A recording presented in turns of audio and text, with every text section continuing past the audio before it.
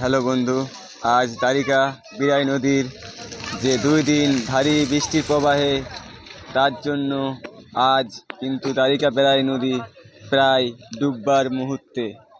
দ্বারিকা বিরাই নদীর যে ব্রিজের জলস্রোত তা কিন্তু আপনারা দেখতেই পাচ্ছেন। দ্বারিকা বিরাই নদীর জলস্রোত ওই সাইডে দেখতে পাচ্ছেন প্রচুর চাষি ভাইদের জমি কিন্তু জলের তলে তলিয়ে আছে।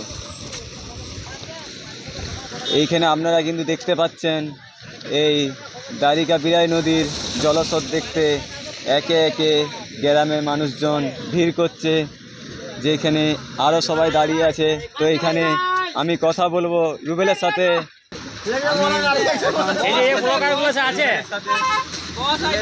তুমি এই দ্বারিকা যে 2 দিন ধরে ভারী বৃষ্টি প্রবাহে যে দ্বারিকা বিরাই নদীর জলস্রোত, তো তার জন্য যে চাষি ভাইদের আজ ক্ষতির মুখে, সেই ক্ষতির মুখে লেগে তুমি কিছু কথা বলো।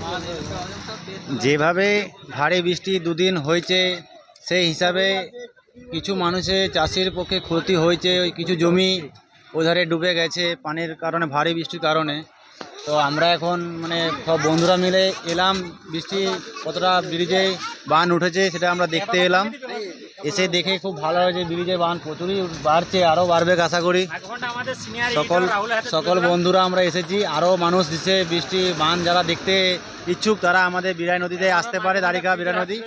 এইটুকু আমি কিন্তু আমার একটি গ্রামের কচি ভাইয়ের কাছে মাইক্রোফোনটি তুলে দিয়েছি, তার কাছেও আমি কিন্তু তার কিছু বক্তব্য জেনে নেব। আজকে আমি বান দেখতে এসে অনেক খুশি।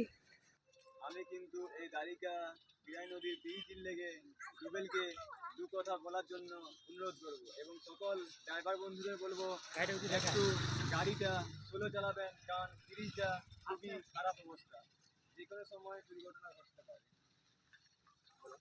যেভাবে বৃষ্টি হয়েছে ব্রিজের অবশ্যই ব্রিজের পজিশন ভালো নয়। ব্রিজটাকে গাড়ি যে ড্রাইভার থেকে অনুরোধ করবো গাড়ি যেন একটু আসতে যায়, ব্রিজের অবস্থাটা একটু মোটামুটি খারাপই আছে, খুব একটা ভালো নয়।